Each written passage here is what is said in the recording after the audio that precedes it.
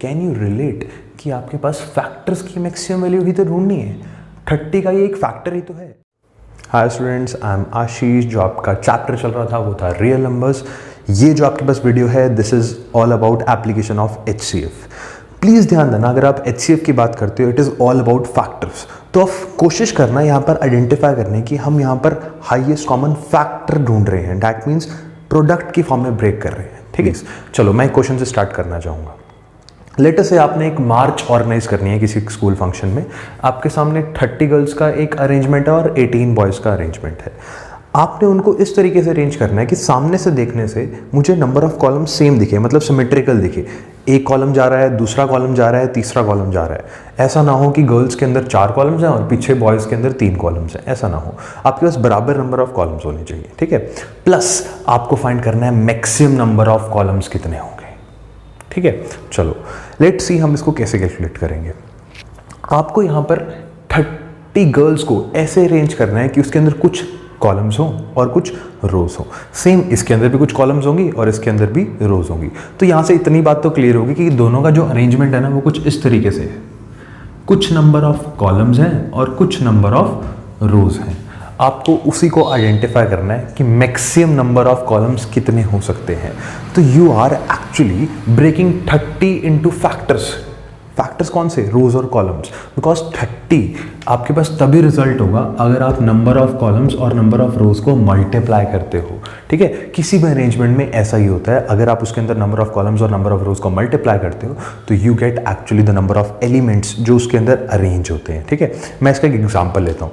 Let us से एक arrangement है जिसके अंदर आपके पास कुछ इस तरीके से रोज और कॉलम्स हैं।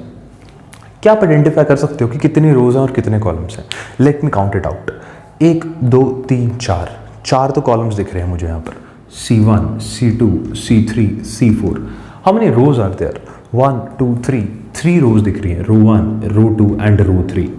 तो अगर यहाँ पर नंबर ऑफ कॉलम्स को नंबर ऑफ रोज से मल्टीप्लाई किया जा सकता है, I get the number of elements. कितने हैं रोज? 3। कितने हैं कॉलम्स? 4। तो अगर मैं 3 को 4 से मल्टीप्लाई करता हूँ आई गेट 12। तो ये आपके पास आ जाते हैं number of elements. Let me count it out. 1 2 3 4 5 6 7 8 9 10 11 12।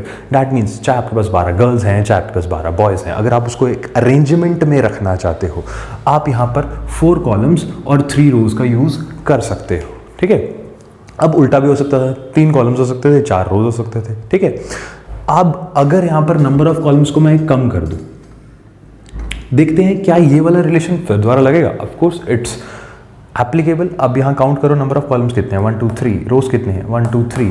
That means 3 into 3 becomes 9। तो आपने क्या देखा कि अगर आप नंबर ऑफ रोज और नंबर ऑफ कॉलम्स को मल्टीप्लाई करते हो we get the number of elements जो वहाँ पर अरेंज होते हैं। अब इस चीज़ को हम यहाँ इस क्वेश्चन के अंदर अप्लाई करते हैं। Let's see. हाँ, तो मेरा पॉइंट क्या था? मेरा पॉइंट था कि 30 आपके पास गर्ल्स हैं, उनको आपने अरेंज करना है नंबर ऑफ रोज और नंबर ऑफ कॉलम्स में। तो आपको 2 ब्लैंक्स फिल करने हैं। ठीक है, ऐसी 18 बॉयज़ हैं, इसमें भी आपके पास नंबर ऑफ रोज और नंबर ऑफ कॉलम्स का नहीं पता कि इसको कैसे अरेंज करना है। तो आपने यहाँ पर भी 2 ब्लैंक्स फिल करने हैं। ये ब्लैंक्स कहाँ से हैं? अभी मैंने एक्सप्लेन किया। Number of rose multiply by number of columns becomes the number of elements जो अरेंज होते हैं यहाँ पर। चलो, अब यहाँ पर हमें करना क्या था? हमें नंबर ऑफ कॉलम्स की मैक्सिमम वैल्यू ढूंढनी थी। तो क्या मैं कह सकता हूँ नंबर ऑफ कॉलम्स यहाँ पर और यहाँ पर सेम होंगे और उनकी मैक्सिमम वैल्यू ढूंढने के लिए कहा गया है ना? तो कैन यू रिलेट कि आपके पास फैक्टर्स की मैक्सिमम वैल्यू भी तो ढूंढनी है। 30 का ये एक फैक्टर ही तो है, ऐसे ही 18 का ये एक फैक्टर ही तो है। तो जब हम फैक्टर की मैक्सिमम वैल्यू ढूंढते हैं we are actually thinking about the highest common factor that is HCF। तो मैथमेटिकली अगर मैं इस क्वेश्चन को इंटरप्रेट करता हूँ यहाँ से क्लियर हो जाता है कि आपको यहाँ पर HCF ढूंढना है 30 और 18 का, that is their highest common factor possible. चलो अब हम इसको मैथमेटिकली सॉल्व करते हैं, HCF की वैल्यू निकालते हैं। सिंपल है, 30 की प्राइम फैक्टराइजेशन करूँगा। जब मैं 30 की प्राइम फैक्टराइजेशन करता हूँ तो आई गेट 3 10 2 5 5 1। तो अगर मैं 30 को लिखना चाहूँगा I can write it as 2 into 3 into 5। ठीक है, मैंने 30 के फैक्टर्स लिख दिए। ऐसे ही मैं यहाँ पर 18 की फैक्टराइजेशन करना चाहूँगा तो 3 6 18 3 2 6 2 1 2। तो 18 के प्राइम फैक्टर्स क्या हैं? 18 के प्राइम फैक्टर्स मेरे पास आए हैं 3 3 2। तो मैं इसको 2 इंटू 3 लिख देता हूँ। ठीक है, तो आपने HCF वाली वीडियो में देखा था, उसमें हम क्या करते थे, जो कॉमन चीज़ है उसको सर्कल आउट करते थे। तो कॉमन चीज़ तो यहाँ पर मुझे एक 2 दिख रहा है और एक 3 दिख रहा है। और कुछ तो कॉमन नहीं है ना, डैट मीन्स इनका जो ग्रेटेस्ट कॉमन फैक्टर है, that means highest common factor, वो है 2 into 3। और 2 into 3 अगर मैं HCF लिखता हूँ तो डैट बिकम्स 6।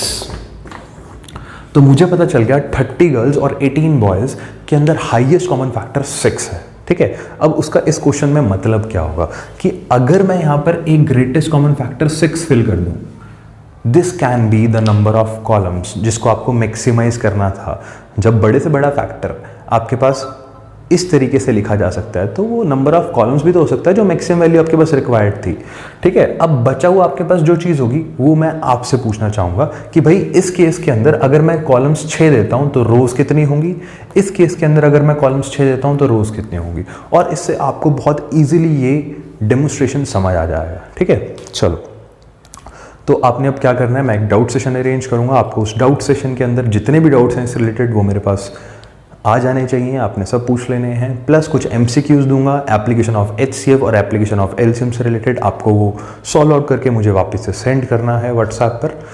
चलो आई थिंक इट्स ऑल, इसके अलावा बताने के लिए कुछ नहीं है। तो I am Ashish, I am signing off, नमस्ते।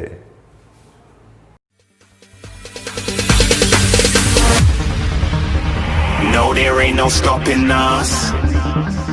Fly without boarding pass.